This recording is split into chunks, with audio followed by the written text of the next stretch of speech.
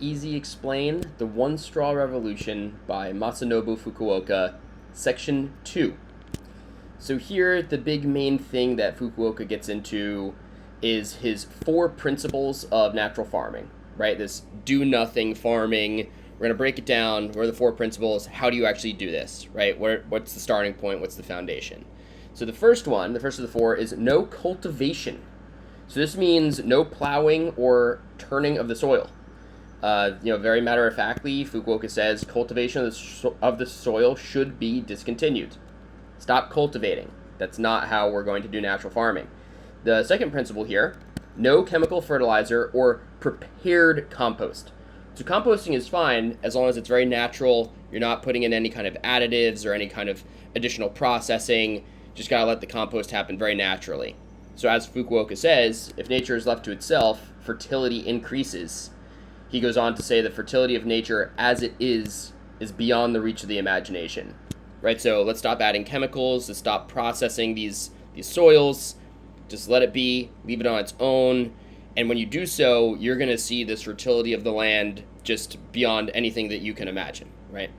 Third principle, no weeding by tillage or herbicides, right? It goes back to no chemical fertilizer, no chemicals here. It's this idea of coping with whatever we may consider to be a weed. Right? You have to allow everything that's going to be there and work around them. You need to cope. So we're not tilling the soil again. We're not using chemical herbicides.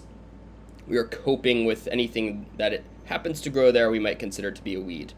And finally, the fourth principle is no dependence on chemicals. Did pick up on that theme already.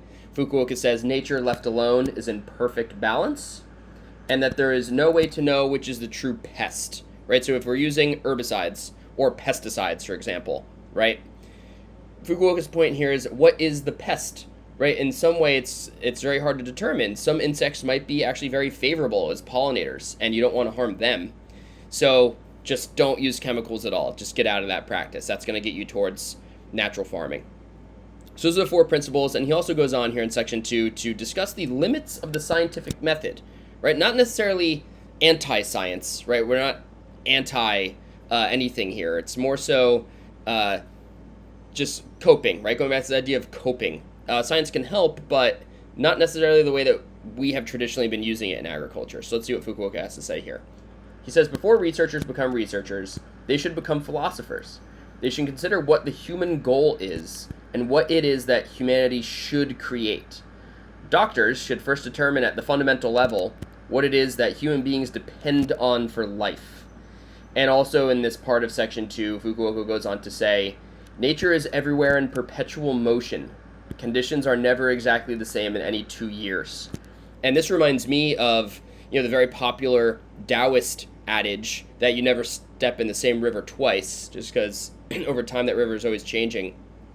And, if we're bringing Zen Buddhist philosophy into this practice of natural farming, we see the influences of Taoist philosophy in Zen Buddhism. So that's being expressed here as well in his, maybe not leaning too much into science. We're adopting these principles in natural farming.